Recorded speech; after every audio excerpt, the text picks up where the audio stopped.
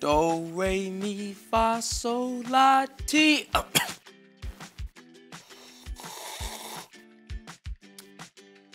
Do. Hey guys, welcome to the StoryLab. This week we're talking about friendship while we take a look at what makes a good friend. Ooh, some tea for me? Thanks, friend. I was gonna drink that.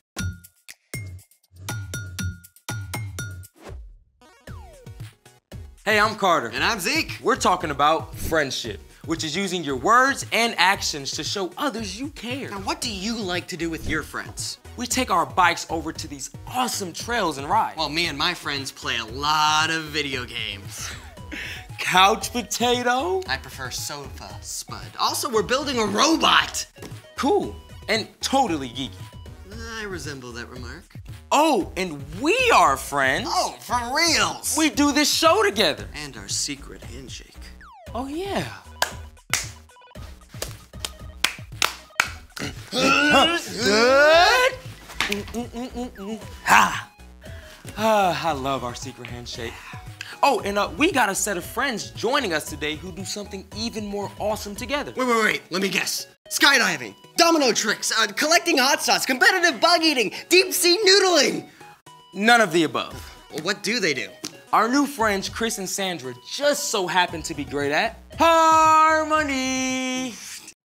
Tell me more. I'll let them do it. Hey guys, come on in. Hey! How's it going? Good to see you. Hey, Chris and Sandra, we are so excited to have you here with us on StoryLab. Oh yeah, thanks for having us. Oh, yeah, I've been looking forward to it. So, we have a couple of questions for you, Okay. and I'll start off by asking the first one. How did you guys meet, and when did you guys start working together? Ooh, that's a good question. Chris, why don't you answer it? Okay, sure. So Sandra was born and raised in New York, and I live down here, okay?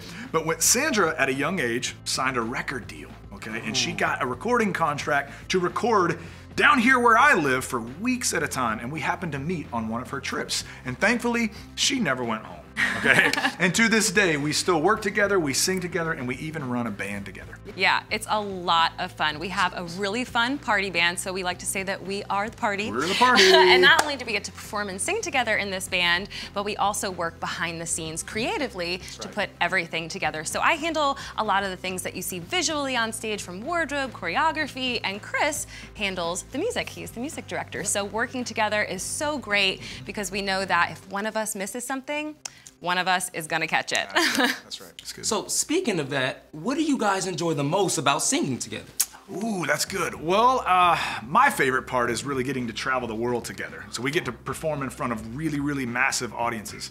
But musically speaking, I would have to say this. So we get to cover the entire musical spectrum. Now, what I mean by that, see, I like blues and R&B, and Sandra really likes the rock and pop. So when we work together, we can cover the entire musical spectrum, and it makes for a lot of fun. Yeah, working together is really so much better when we are together, and we really lean into one another's strengths and we blend well together, so working together is great. And if you ask our 6-year-old at home what our family motto is, he will say, together is better. That's right. Well, speaking of together is better, we would love to hear you guys sing together. Oh, okay, that'd be fun. Okay, so here's a song that I wrote a long time ago. It's called Love Like You. And there's a really special line in this song, and it says this: "The world is better when we're working together to share God's perfect love." Okay, so I'm gonna teach it to you, and then Sandra, you can jump in, and we can all jump in together. Okay. It goes like this. The world is better when we're working together to share God's perfect love. Come on, Sandra, here we go. The world is better when we're working together to share God's perfect love. All right, everybody, you too, come on. The world is better when we're working together to share God's perfect love. Okay, you guys sound great. Yeah. Okay, All right, now it's I want to harmony. do it again, but I want to teach you something about harmony. Now, harmony is when multiple voices sing different things. They come together to make one beautiful chord, okay? So let's all sing it together again. We'll sing what we just sang, and on the second time, I'm going to sing a harmony part, okay? Let's do it. 1, 2, 3, come on. The world is better when we're working together to share God's perfect love. Now here's the harmony, here we go. The world is better when we're working together to share God's perfect love. One more time, everybody. Here we go. The world is better when we're working together to share God's perfect love. And that, my friends, is what happens when voices work together in harmony. That was amazing! Thank you. It's fun. Listen, thank you guys so much for taking the time out today to join us. Yeah, thanks for having us. Hopefully we can come back soon. Oh, of course, of course. It's time for... The story before the story. Today, we're in the book of Ecclesiastes. Much of Ecclesiastes was written by someone called the teacher, who was likely Solomon. Solomon became king while he was still very young. God told him to ask for anything he wanted, so Solomon asked for wisdom, and God gave it to him. Solomon showed such wisdom that people came from far away just to see him. Solomon lived a full life filled with riches and fame and anything he could ever want. But at the end of his life, he began to think about and question what really matters. In Ecclesiastes, Solomon shared what he learned about life under the sun, which is where our story starts. Take it away. Hey everyone, I'm Brian. As King Solomon grew older, he started to see that being super smart or famous or rich cannot make you happy for very long. In chapter 4 of Ecclesiastes, he talked about a guy who works super hard, super long hours. Money, money, money, money, money. Hey, dude, I'm not everything. And then the man looked around and realized he wasn't happy. There was nothing and no one he really cared about. Who am I working so hard for anyway? Bottom line, this guy had no friends. He had no one to share his life with. King Solomon used that setup for these next verses that pack a big punch. 2 people are better than 1. They can help each other in everything they do.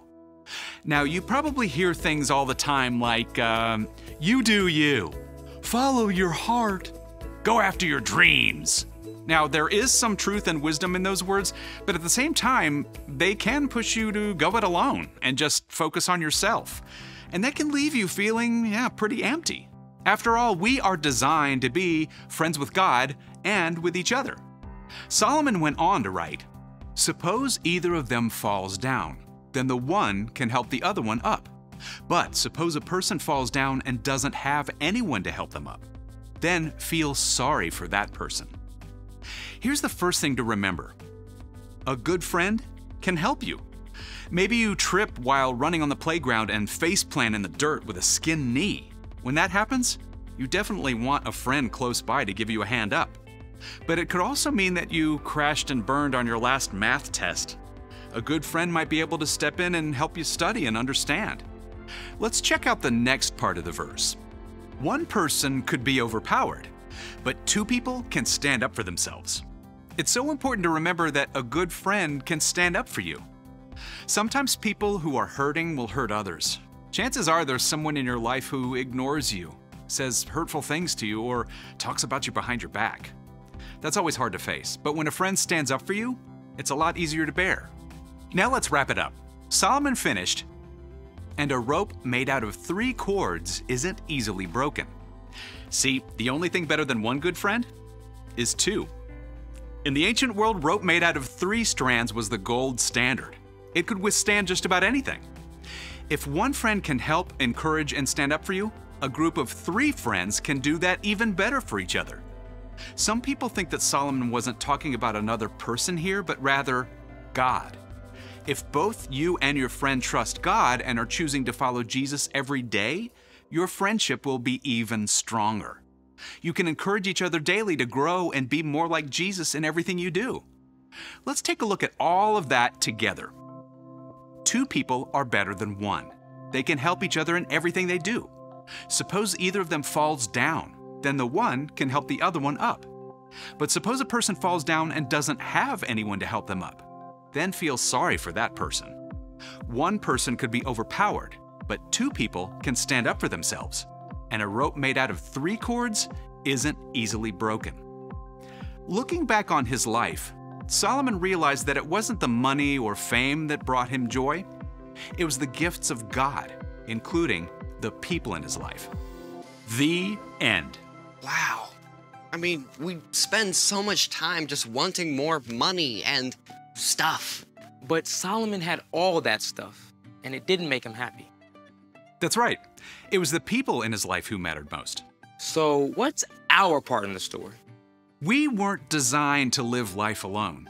Even Jesus modeled how important it is to have friends when he chose his 12 disciples. If Jesus needed friends, we certainly do too. But not just any friends. That's right. You want to choose friends who help you, who encourage you, and stand up for you. And you can do the same for them too.